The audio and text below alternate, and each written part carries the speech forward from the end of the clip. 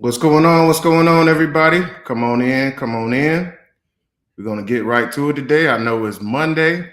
I know y'all. Some of y'all might be at work, so you might catch us on the replay, but that's all right. Hey, we got to do things and we can get it done. It's a lot going on. Travel's happening.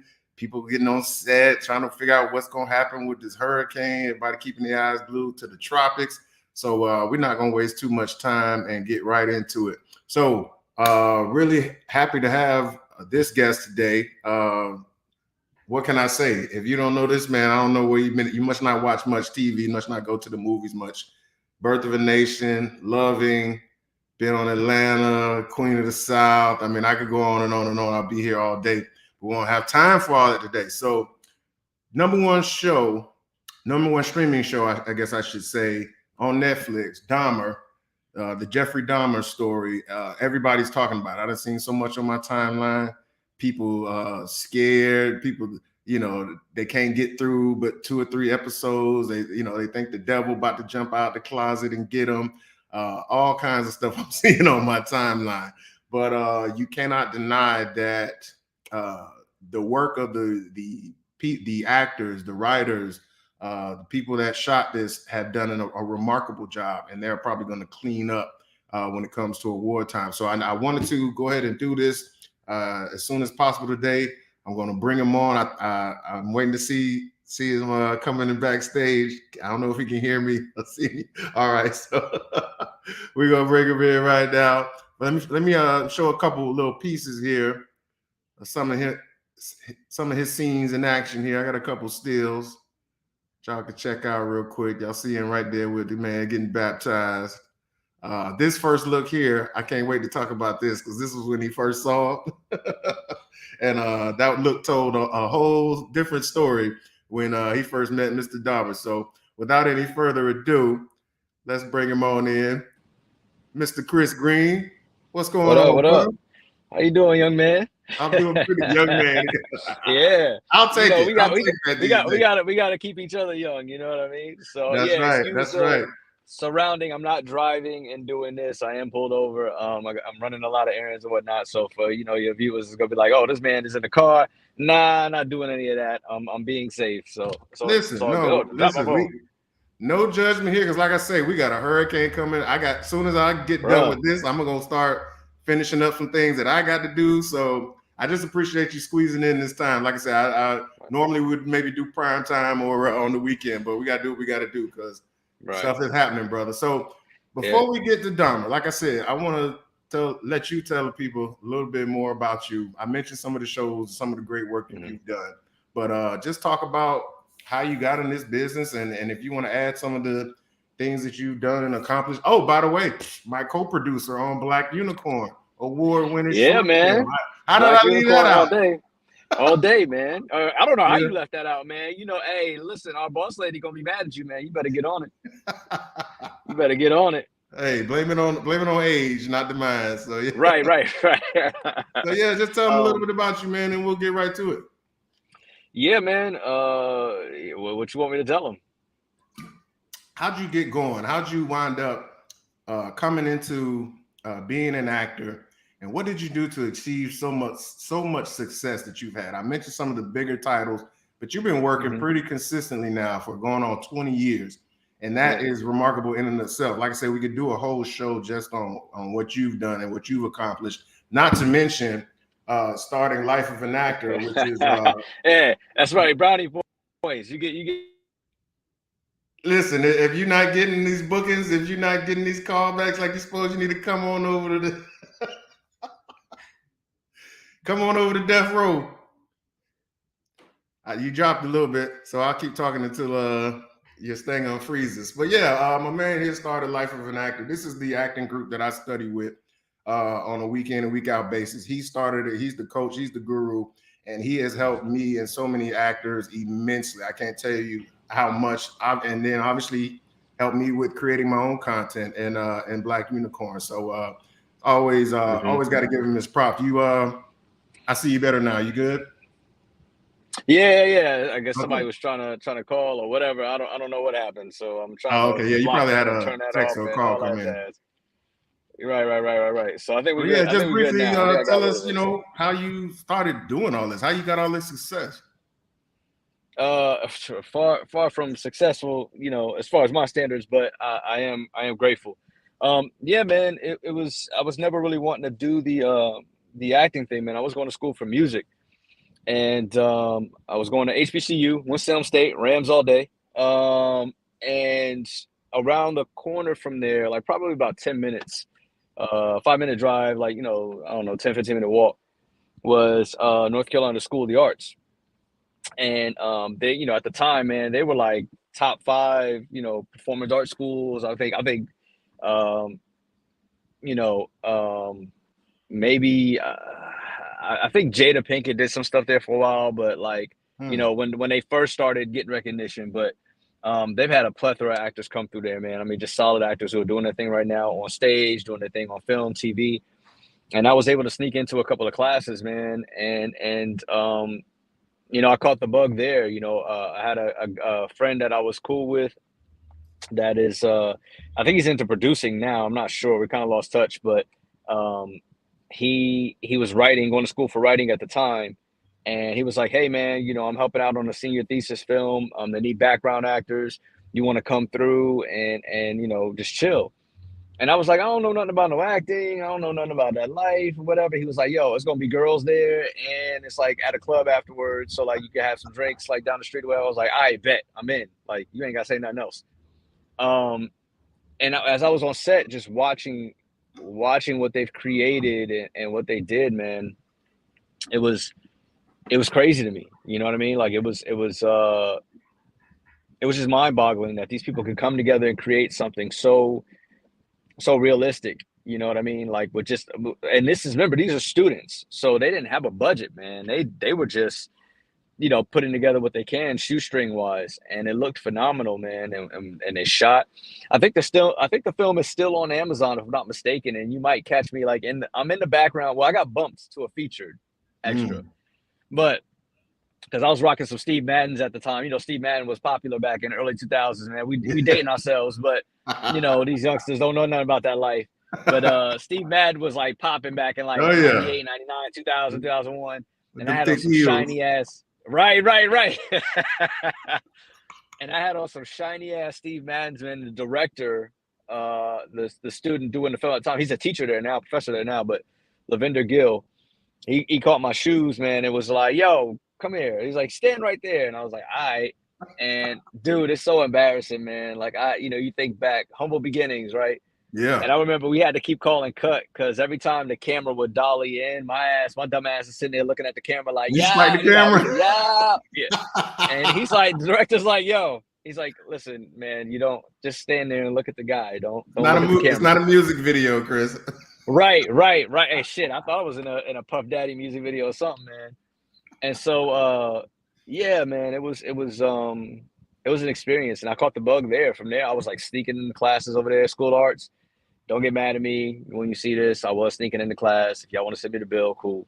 Um, but I was like sneaking into classes there when I got a chance, man, and just soaking up game. And from there, I think I was at the time I was 19, about to turn 20, and I was like, yo, man, I think this is what I want to do with the rest of my life. I want to do this acting thing, man. Like I'm digging it because I was going to school to be a music teacher, and I thought about all the times that I put my teachers into like shambles by just being an ass in class and acting up. I was like, no, I'll kill somebody's kid, man. So let me go into this acting thing. You know what I mean? And yeah, that's pretty much how it got started. And then from there, just ran the gamut, man. Workshops and seminars and taking classes. That I can't stress that enough, man. If you're starting out in this industry, class is key. You have to be in a class. I don't care where you are. Find the best class you can get into, especially virtually now. You can train with coaches virtually. Not the best thing. I'm old Yeah, school. It's like I want people to be in class in person, but excuse me. If you can get into a class, do that, man, because this notion still that you're going to get discovered. Yes, we have Instagram. Yes, you have social media, YouTube, all that, but that's not sustainable. yeah, They're going to see through that one trick pony. You got to be in a class, and you yeah, got to learn and develop with other creatives. That's the thing. If you're going to do your thing, get around other professional creatives. I think that's the plus with, you know, us, creating Black Unicorns, like, you're training, you understand the craft, and you just got to a point where you wanted to do your thing. And it's like you surrounded yourself with people that are more familiar, more versed, and then you created. And, look at the love you're getting. People got to see you in a different light, in a leading role. It came out well for your first project. And, now you have an idea going into, if you want to produce or direct again, hey, this is kind of the flow. This is kind of what I want to do. And that's pretty much what I did, and I was like, all right, I want to tell some stories, and I want to be able to put myself in position to do that. And that's why, that's where Detour came from, starting that later on, obviously, in my career. And then obviously started Life of an Actor. It's like, okay, I want to be able to pay it forward, pass the knowledge on to those who are trying to get to where I am, and let them know, man, it's not easy. And this is the hoops you got to jump through. And these are the things you got to do, and et cetera, et cetera. So, but that's the start, man, was just that little background role on Chicks 101. And then it just 21 plus years later, here we are. That's a beautiful thing, man. Beautiful thing. Like I say the same thing when people ask me, what do you do? How did you get it started? That's one of the mistakes I made, was not initially getting into classes right away. I was doing workshops, but I didn't get into classes right away. And the difference between what I'm doing now and how I kind of started, it was kind of like you feeling around in the dark.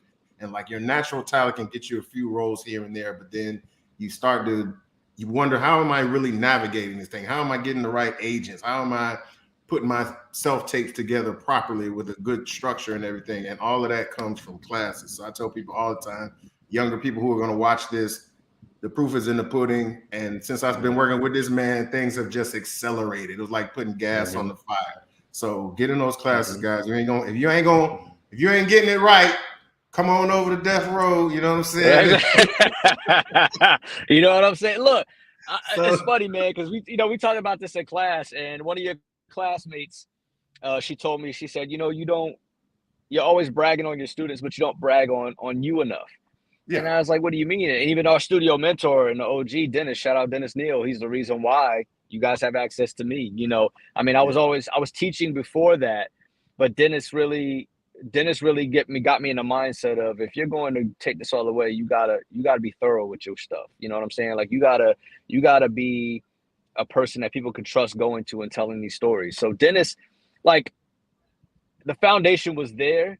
Dennis just kind of came through and laid the cement. You know what I'm saying? Like, I had the outline, as I was teaching, and Dennis is like, let me give you something strong to stand on. So, that's why we have Life of an Actor. But, she was like, you don't brag enough on your stuff. She was like, your students are working. Like, and they're not just working on like little stuff. And there's no disrespect to anybody else. It really isn't. But they're like, your students are working on like top level, top tier stuff. Like, all you guys are, well, I don't care if it's commercial, I don't care if it's stage, I don't care if it's film and TV, like it's all high level stuff. And she's like, it's not an accident. It's no coincidence that these people get with you, and then 6 months down the line, a year down the line, their resume is looking different, their quality is looking different. And I had to think on it, and I was like, I mean, that's my job. Like, I'm really here to do that. So classes are key. And like you said, the gas on the fire, right? That's what I see myself as. That's why I don't call myself a teacher. I'm not teaching acting. You know what I mean? Like, acting is here. Nobody's gonna reinvent the wheel. That Stanislavski already took care of that for us. You know what I mean? I'm more of a coach. Like, every great athlete has a coach. I don't care who they are. I don't care if it was Jordan, LeBron, or whatever. You have your basketball coach, you might have your personal trainer, but you have those people that can look at you and go, yo, Essex, you falling short on this. Let's tighten this up. All right, that's good. Keep doing that. Because it's not stuff that you're going to see when you're working. You know what I mean? And that's how I look at myself. It's like, you guys come in, you already have the craft, you already have the skill set. All I'm doing is just, adding fuel to the fire. But at the end of the day, Life of an Actor is by far the best acting classes you can take in the Southeast. I'm gonna put it out there and say the Southeast. Anybody got a problem with it? Trina. Trina, we agree. Check the resume. You know what I'm saying? Check the resume. That's what I was saying. So, hey, listen, we already fit. Like I said, we could do a whole show on just that. But we came here to talk about Dahmer. I got a clip that I want to play, and then we're going to get right into it because I got some questions, and I know people coming in. I see you, Shockey. I see you, Trina. Thank you very much. And we're going to get right into it with some of these questions. So we're going to play this little quick clip right quick, and then be right back. Boom.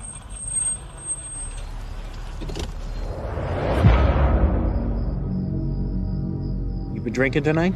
Oh, I just had a couple beers. What's in the garbage bags? They're big clippings from the yard. You're 18, is that right? So you got your whole life ahead of you, and I'm not gonna fuck that up by arresting you tonight, okay? Drive your ass home.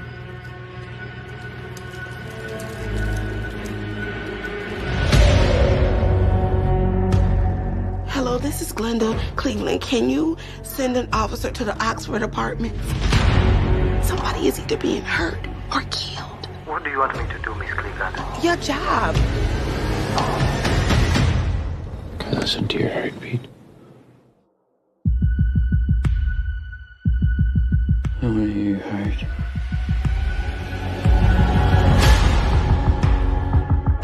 You need a second chance. And this is your lucky day because I'm going to give it to you. And on the other side of this, hopefully, you will have learned your lesson and you'll get your act together.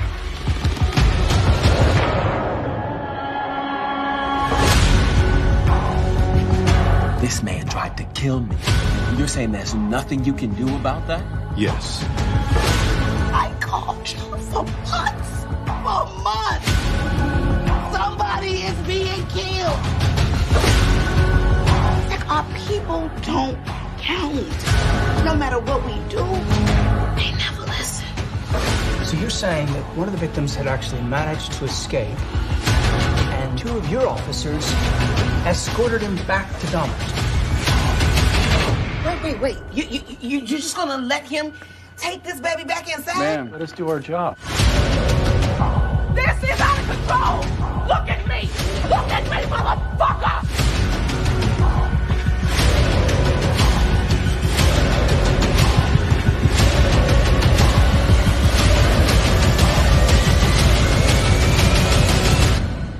I know. But nobody heard me.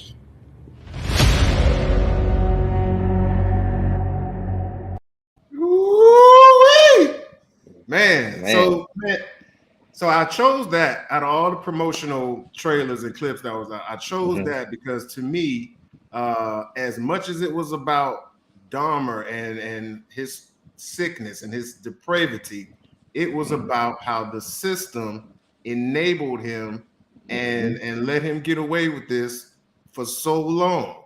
And that to me was made it as much of a horror story as him chopping people up and drilling people up. So I wanted to ask you first, when you were on set and when you were talking to the directors or writers, who were you talking about? Was that something that they were really talking about and focusing on as far as how they wanted to portray the story? Yeah, man. I mean, they after I booked the part, man, and we had our table read and all that, and then going to LA to shoot.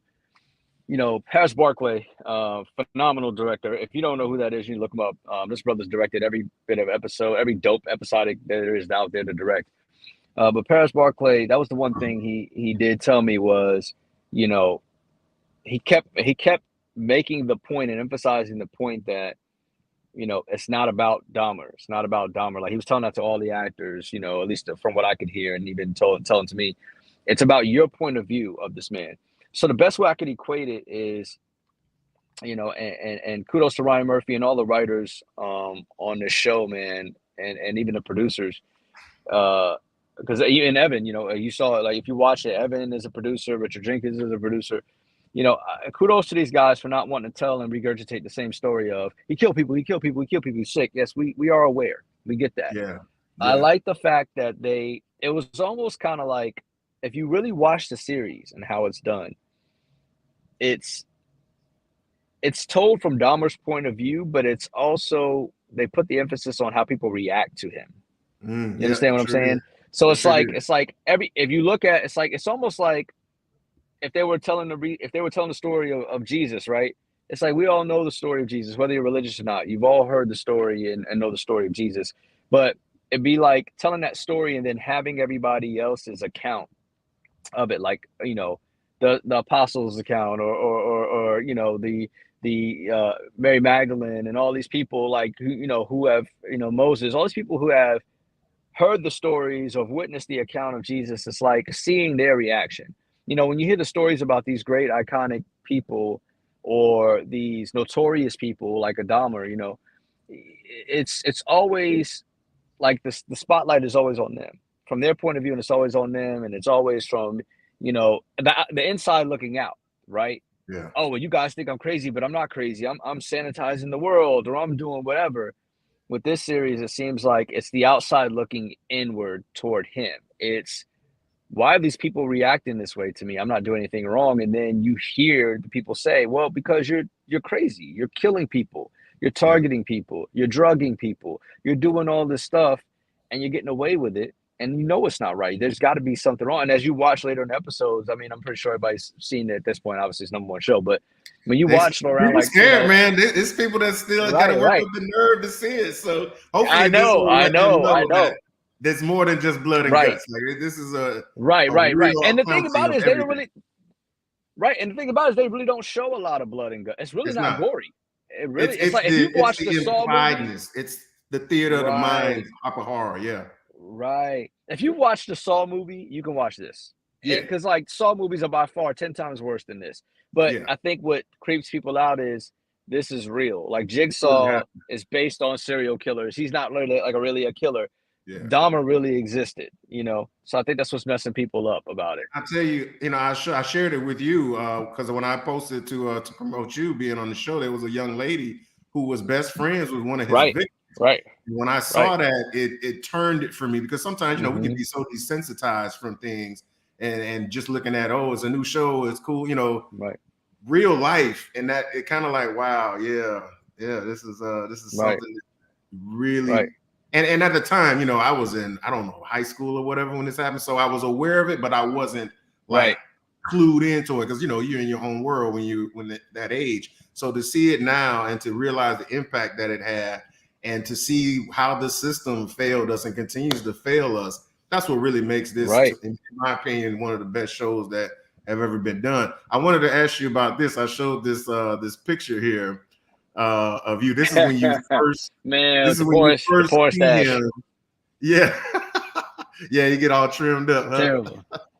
This is when you first see him in the show, and that clip doesn't really do it justice. But you have this visceral reaction to him in your character. So I wanted to ask you, in working with Evan, how was it being in his presence when he was in character? Because everybody's talking about how awesome of a job he's done in bringing that sick, deranged character, that fear-inducing character to life. What was it like working with him, and how did you guys create that scene to where it looked like you really had a visceral reaction to him? So the good thing about Evan was they kept him, and rightfully so. A lot of people think that, and I want to address this real quick. I won't harp too much on about it because we talked about it in class. Yeah. People got to stop buying into this media narrative. Listen, we are part of the media, right? We do that. That's, even though we're actors, we work in the media machine. Yeah. For those who are not in the media machine, right, and not in the industry, you cannot believe everything you see and read and hear, or especially on social media. So this whole new narrative of method acting is about, stop. All the stuff you're hearing about method acting, that's not method acting. That's actors just taking something to an extreme. If you actually take the time to do the research, you'll find enough information on what method acting truly is. So when you hear stories of like Jared Leto putting rats in boxes and giving them to the Suicide Squad, that's not method acting. That's Jared Leto being crazy as hell. Everybody has their process. When you're playing a character like this, you have to go to dark places. Evans even talked about this in interviews. So he stayed away from everybody. But the thing about it was, that's what Dahmer did. So of course he's going to do that. Like, especially in the jail, like you're staying away from everybody because you're not popular in there. You got to think about it. He was in a prison that was predominantly, at the time, people of color in prison. Yeah. And his victims were predominantly Black or gay. So it was like, you're not going to be popular in a place like prison. So of course you need to be by yourself because you are a target at this point. So he kept off, Evan kept off and kind of kept in his trailer, did his thing. Oddly enough, that clip you showed, that's for my character. That's not the first time my character sees him because I'm a chaplain there.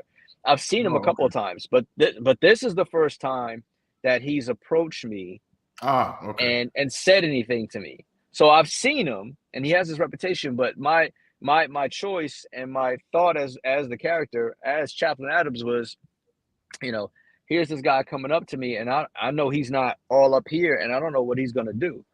And for those who don't know, man, I was blessed enough to have an actual priest, an actual chaplain up there on set with me, like real life, real deal man of the cloth.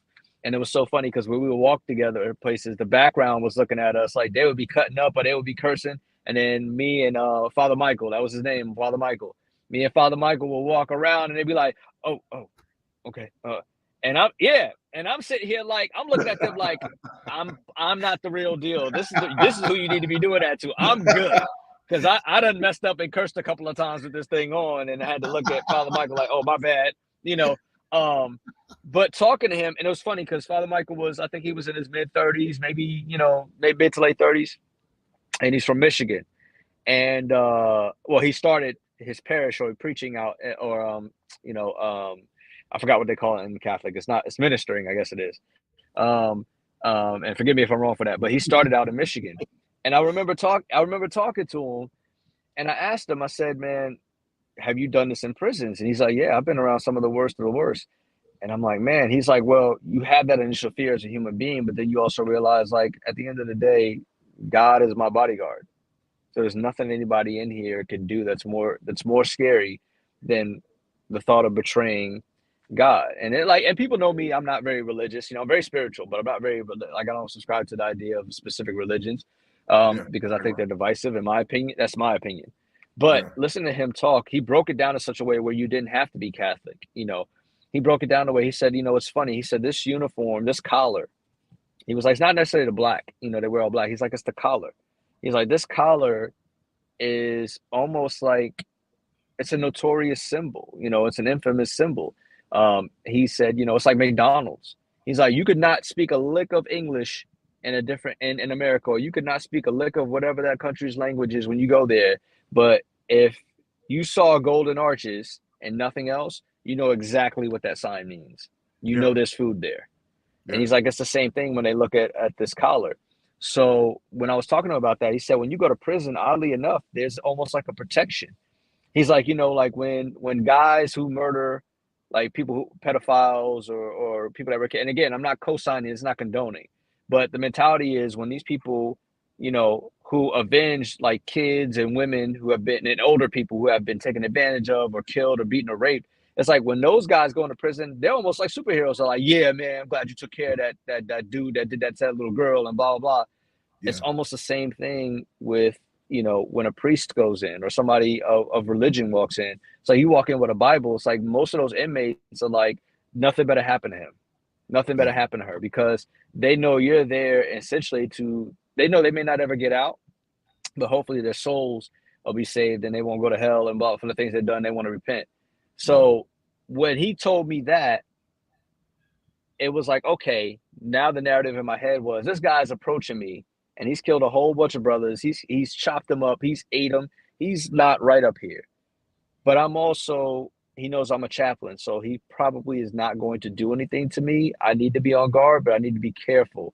But also part of my job is to hear him out. I need to see, well, he's coming to me for a reason, just like all these other inmates. I can't deny him just because of his crime. I'm talking to all of them. So that look was, I'm not sure what you're here for, but hopefully I can help you. And if not, guard.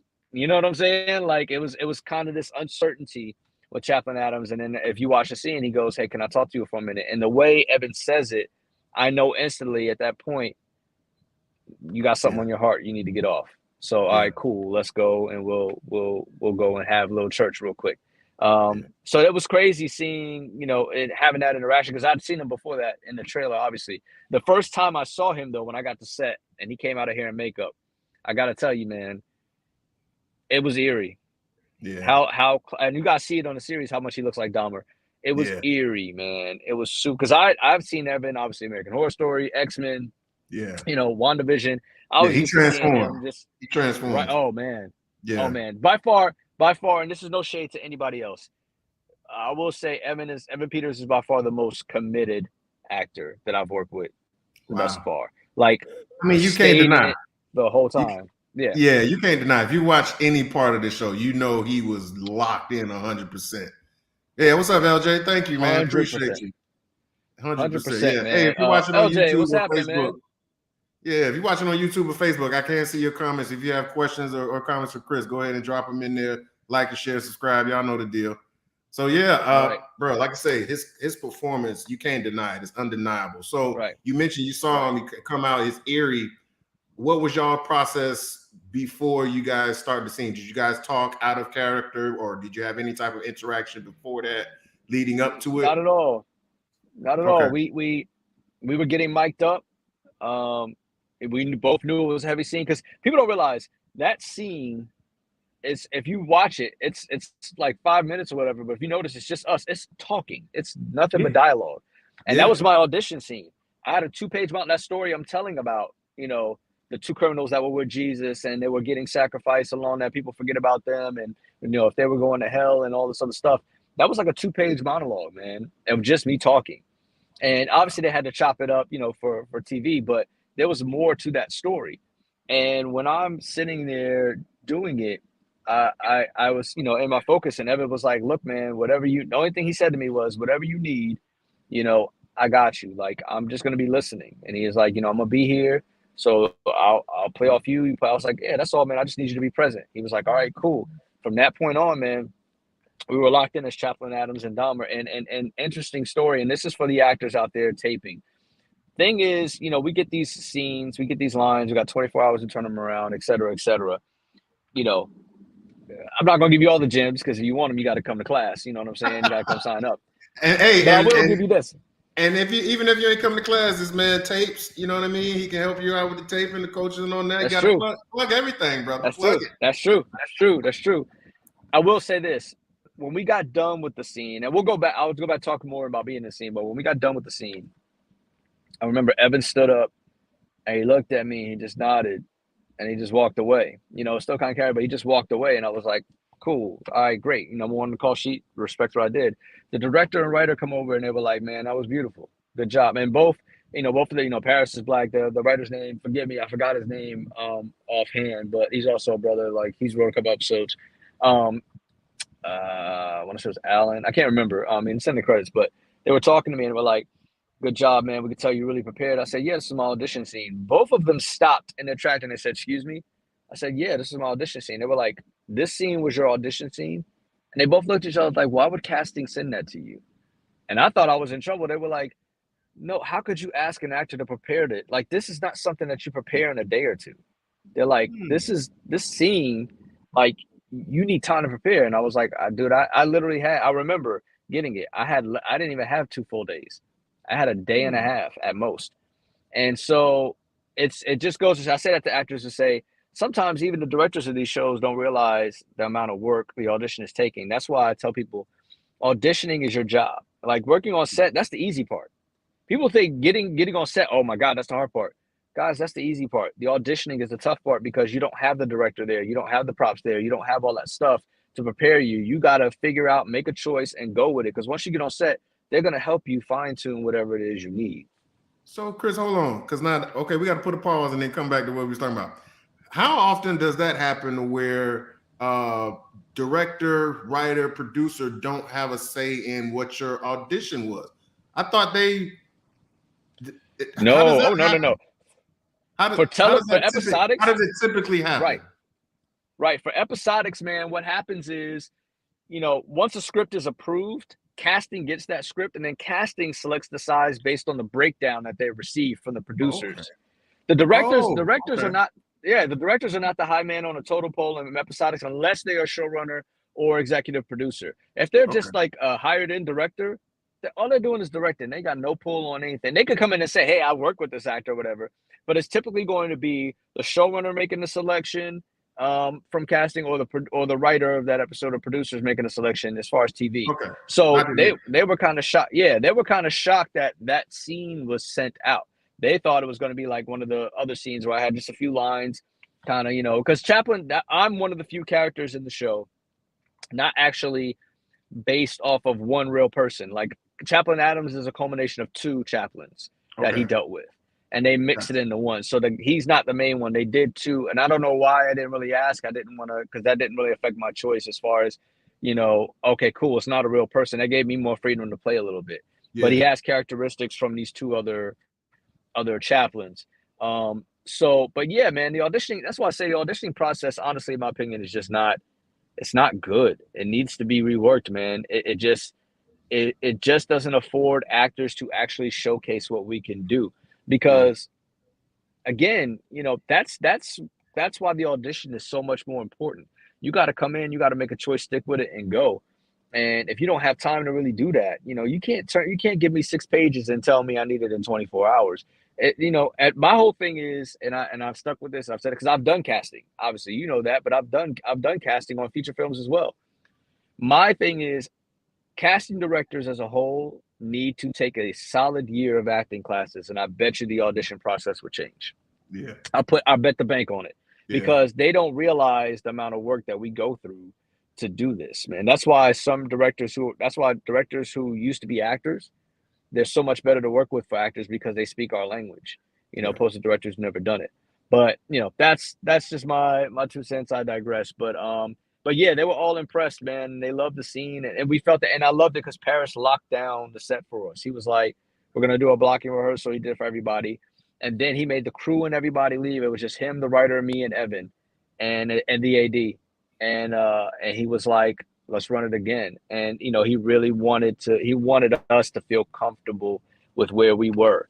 And once we got to that space, man, because it's hard to act opposite. People don't realize, man, some of the shots that we're getting, like these, you know, you could see like they were doing a dolly in shot on me, pushing on him. The camera is literally right here in my face. So it's like, if I'm trying to talk to you and you're on this side of the camera, like I literally, like, it was like this, like I had one eye. That's and tough. It's so hard. It's so tough. hard, man. But to have an actor there, and the cool thing about Evan was, Evan would, you know, while we were there, if he saw that I was trying to see him, and I would do little gestures, like I would tilt my head, obviously in character, but I'm also trying to see him, he would lean a little bit so he could see me. And I'm like, that's why Evan Peters 100% will always have my respect as a co-star, as an actor, because most actors at number one, they wouldn't give a damn. It's not my coverage. I'm going back to my trailer. I'm going to whatever. Man, he toughed it out the whole time. Even they were like, Evan, we can have a stand. Evan was like, no, we're doing the scene. And I'm like, that always will get, and every actor should be that way. Every actor should be that. I don't care if you're number 1 on the call sheet or number 100. Your job is to go in and tell the story. So go in and tell the story. That's because he probably knows how hard that is, because you need that human connection. When you're in the scene with somebody, you need that connection to play off of, because you never know something they can give you that you feed off on that could change and make an entire scene great. And he probably knew that and respected you enough to give you that. So yeah, that's a big salute to him right there, man. Because he could have, he could have went to Crafty, he could have went to lay down in the trailer or whatever. So that's a big deal. Yeah, and he's also, like I said, he's also a producer on the show. So that's the thing. You know, he's also a producer. So, right. He's got to not only do his character stuff, but he's got to do producer stuff. You know, so you know, he's got a lot going on, man, and it's you know, again, you know, about that scene, the thing I love about, and the compliments that I'm getting from, you know, my acting coaches that I've had, from you guys as my students, from fellow actors, you know, is that you guys felt in it, like immersed in it. And that's the thing I talk about with stillness, is sometimes, man, you just got to sit there and listen and be still. And the audience wants to know what you're thinking, what's on your mind, what's happening. And you can't have that when you're, you know, and having these reactions and doing all that. It's like, you don't have to oversell it. Just sit there, especially a story like this. When you have somebody telling you that they were making shrines and murals to Satan and paying homage to him and like keeping bones.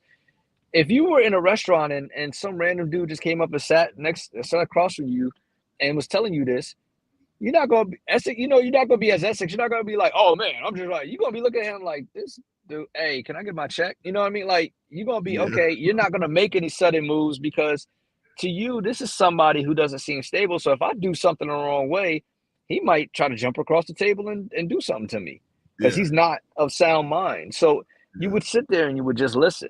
And that to me is key, man. That's part of our jobs. I say that in class all the time, right? 2 main jobs an actor has: listen and respond. That's it. That's the core of all acting. Listen and respond accordingly. Absolutely. So, hey, brother, I want to respect your time. We're definitely rounding third base here. We're about 40 minutes. I got maybe one more question. If you're watching on Facebook, YouTube, I can see your comments. If you have a question or a comment real quick, go ahead and get it in there. Last thing I just want to know, man, how does it feel to be seen all around the world? You guys are like #1 Netflix show in like 75 countries, man. How does that feel? Yeah, man. And I know you, like you say, you're getting the love. How does that feel, man? Like you living the dream, brother. It's funny, man. Honestly, that feels, and this is not like no type of humble brag, like I don't really deal with that.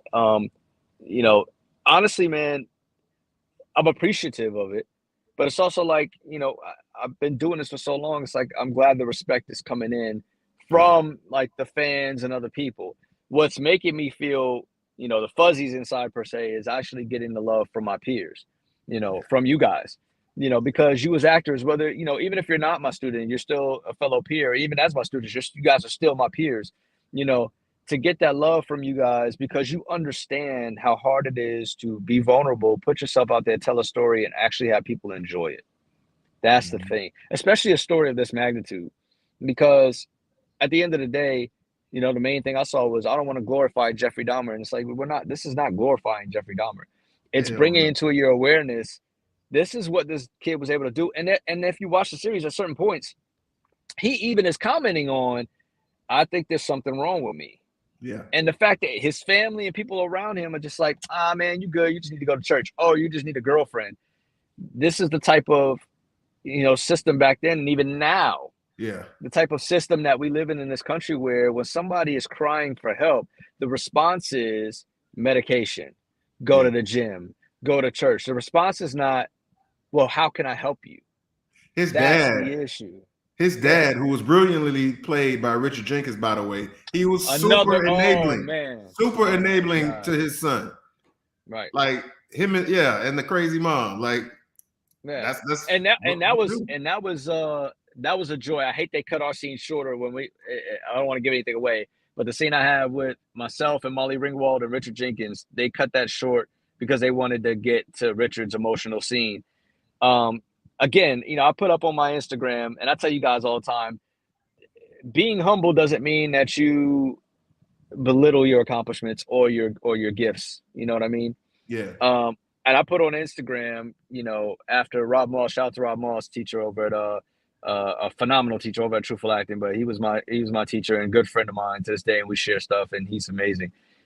He reached out to me and said some nice things, and I remember what Richard Jenkins had said to me about, being a solid actor. This is Richard Jenkins, man. If you don't know who this is, then you don't need to be acting. This dude is phenomenal, a phenomenal actor. And for him to give me kudos, right? Molly Ringwald to give me kudos, and that's why I put on my story. I don't care what anybody says. Molly still look good, huh? I remember, man. Back in the day, Molly Ringwald was a little something, right? You better stop it, man. I had Breakfast Club flashbacks real quick, man. I was looking at, I was like, damn, Miss Ringwald, okay, age is like fine wine. Let me go ahead and, and she had on makeup to make her look older. That was the thing. I barely recognized her. I didn't pick up on it that's who it was until maybe like the 4th or 5th episode. Barely could recognize her, but yeah, she did her thing. Right. And she was amazing, but we had a phenomenal scene, and that's why I put up on my thing, man, like, to get the respect, to go back to earlier, cycle back from fellow peers and actors and people in the industry. That's why I said nobody can tell me shit, man. #1 show on Netflix. I don't give a damn if I was in 2 seconds of an episode or all the way through the season. For it to be a #1 episode, and for people to, appreciate my scene, it's like, this is what I do. I've been doing this for so long. It's like, you can't tell me nothing. I know I'm great at what I do. It's just the opportunities haven't been there. And that's for all you guys, man. The opportunity is going to come, man. You got to plug your number. You just got to keep plugging your number. And eventually they're going to call your number. And it feels good, man, to get these love. I mean, I'm getting DMs in different languages, man. Like, they know it's me because they're screenshotting me. but I'm getting love in different languages, and they're just, you know, I have to do the translate thing obviously on That's Instagram, and I'm great. like, they're basically saying, hey, this is great, good job, and you know, I'm just riding that wave, man. You know, for me, I just want to. You said successful earlier, and I'll wrap it up. Success for me is leaving behind a body of work that, you know, my daughter's kids and their kids can be proud of. You know, they can go and look and say, and it's not about the fame. Oh, your dad was, or your grandpa, your great grandpa. It was, man, that story that your, you know, family was in, like, really impacted me. And that seems to be the thing of my career, man, on both sides. Like, every once in a while when something comes up, I'll still get, you know, man, I thought that scene from Atlanta was real, man. I thought you were a real reporter, man. I thought it was real transracial, and oh my God, that's so funny. I'll get that. One of the I'll greatest get scenes of all time. If you didn't see that right, scene, I don't know what that scene from Atlanta is one of the greatest of all time. right. And that seems to Transracial. be the crux of my career, man. Is like, I'm that guy, which is funny because I showed that documentary in class. I'm that guy who's in that thing. There's a documentary that all actors should watch, two of them. It's the guy who was in that thing and the gal who was in that thing. And it's about 8 actors and 8 actresses who you've seen their work over and over and over, and you know their face, but you do not know their name. You couldn't say their name to save your life. And Chris, that's that's all I've kind of ever how I wanted to feel. be. Like, to be honest Right, with you, that's all I've ever wanted to be. I don't want to be like super famous and like have the right, whole Will Smith desert. I want you to be like, hey, don't I know you from? And you don't right, know nothing about me. right. That And, fame, I don't need to all that me, fame. and that's what it is, man. It's to leave that legacy of work to where, you know, people can, you know. But the thing about it, the balance there, right? The dichotomy of what we do is you can't remain anonymous in this by doing good work. That's just a fact. The better Yeah. your work, and if you want an example of that, look at Shirley Ralph.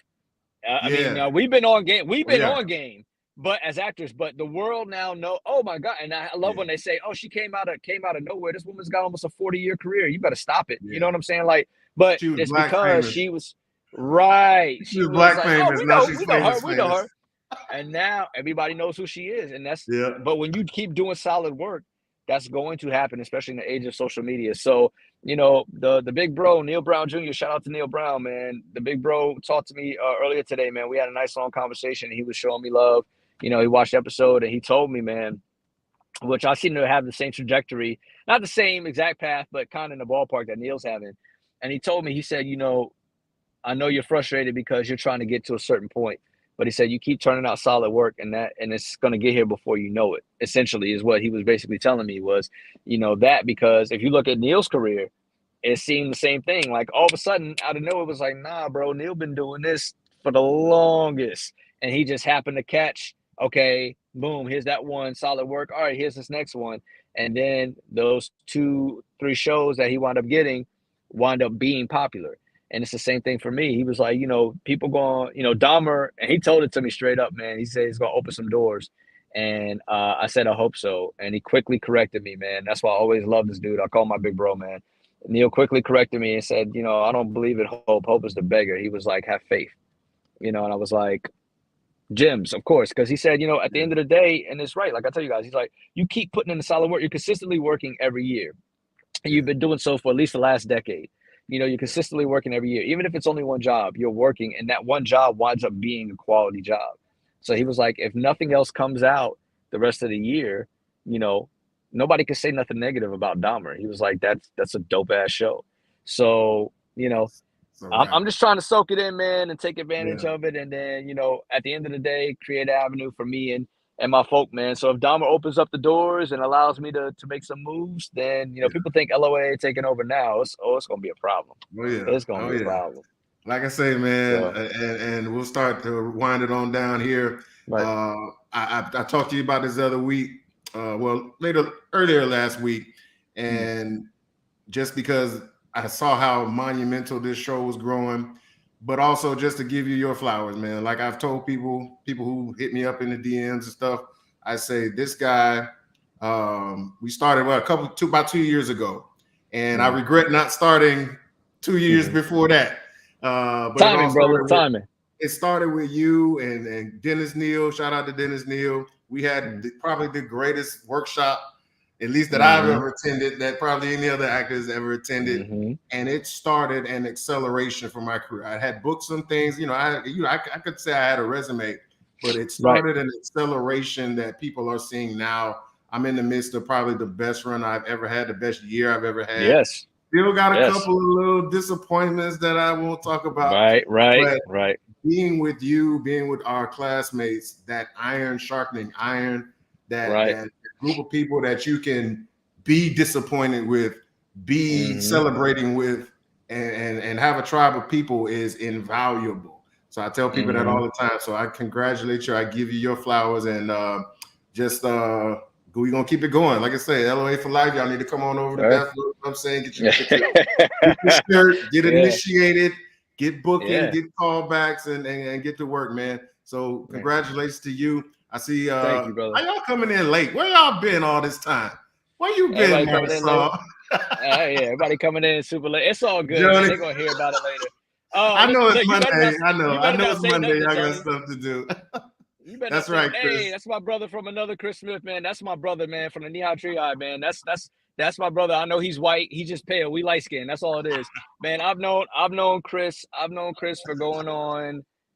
Jesus, man. I think we coming up on 30 years, man. That's that. When I say that's Knee High to the Tree High, man. He was the only kid when my grandmother lived that when I would go stay in the summers of North Carolina that was even remotely close to my age, outside of my cousins, but that I could go kick it with and play and ride bikes and all that, man. Because my grandmother lived in like the most boring part of town. So, it was great to be, with him, but he's been with me, riding with me day one. He's also an artist too, music, he's a songwriter, producer, instrumentalist. Like, if y'all hit him up, and don't get it twisted, man. It ain't just country music and nothing like that. Like, my brother can write. So y'all want to holler at him for some stuff. Hey, it's a lot of dope country music out there though while you playing. Yeah, well, he does his thing. He's got don't worry, he's gonna get like the next short that I'm doing. He's got a couple of tracks that I gotta steal from him and get clearance from. So that's gonna be dope. But yeah, man, I appreciate the flowers. I appreciate the love, man. And I don't that's inner city trailer park life. That's right.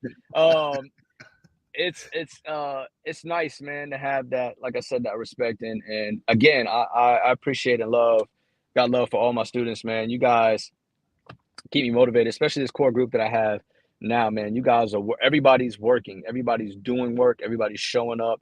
And, I love it because you guys know, man, whether I'm congratulating you or I'm kicking ass, you guys know that at the end of the day, I just want you to do well, and you guys are there. And as far as for you go, man, but I told you that. I remember telling you that, man. I was like, once you get that one, it's going to steamroll, and it's been doing that for you. And I know you're getting these disappointments, but you got to understand, brother, like, you are actually, for the year, you are considered in the top 10 percentile of actors across the country. An actor's booking ratio in LA is 10%, 1 out of every 10 auditions. That's a union actor in LA. You're in the Southeast, non-union, and you're booking more than some union actors in LA. So even though it's like, we want to get that one, you're having a hell of a year, bro. You really are, man. And it's like that ride is that wave is going to keep going, and we're going to hit those down points, but at least, the goal is to make sure that you're ready. And you showing up, man. So, I appreciate you. And we're going to get it, man. So I'm going to let you do your thing, and get prepped. And I'll see you, hopefully, weather permitting, we don't get hit with this hurricane. I'll see you in class on Wednesday. Yeah, I know, right? Man. About to go make a gas run right now. So, yeah, thank you so much, brother. Yeah. The love is real. I appreciate you. Thank you, everybody that joined. If you catch us on the replay, make sure you like, subscribe. If you're on my YouTube, Facebook, please share. And then follow this brother. Put your IG out there, man. I know you don't do Facebook. Oh, Put your IG out there. Yeah, I don't do the book of face, the book of lies. Instagram is not too great either, but so Instagram, it's I and then M and then Chris Greene. So I'm Chris Greene. And then Twitter, I'm at it's Chris Greene. I'm verified on Twitter, so if you see another Chris Greene, that's not me. Blue check, blue check, brother. Yeah, I got the blue check on there. Yes, sir. So Instagram and Twitter, you guys can get at me. As far as classes, lifeofanactor.org, holler at us, man. I'm always taking students. I'm actually on my way to check out something different, but I'll tell that in class. I ain't gonna tell everybody here. That's for you guys exclusive. But we might be making some changes beginning of the year, so that's gonna afford some different stuff. So yeah, man. And Chris is stupid. The only fans. I don't have an OnlyFans. I don't Listen. have an OnlyFans. I wish I could make money off of showing my feet like some of these ladies do, to be honest. But my feet are crusty, so nah, ain't gonna work for me. I got grown man feet. So, but yeah, man, Yes, that's the sir, Instagram, man. that's the Twitter, and yeah, man, if you holler at me, I'll holler back. I'm not Hollywood, just don't come with no BS, and so do your thing. And I'm about to go. Yeah, I'm about to go head out and then do my thing. And also, oh yeah, I'm gonna hit you up a little bit later too, because I just got a review from the movie you went and saw that I've been iffy on seeing, and so I'm gonna go check it out, man, because somebody told Okay, me I need to go for see sure. it. So We'll chop it up. we're gonna talk later about that. Yeah, for All sure, right. man. Thank you, brother. Hey, y'all be safe out Yes, there. sir. Get your hurricane preps going. And if you ain't already, watch Dahmer. He's in episode 10, but watch the whole thing because trust me, it's worth the whole thing. So yes. Much love. We'll be out next Appreciate time. you. Peace. Gotta smile to the broadcast end. Did it end?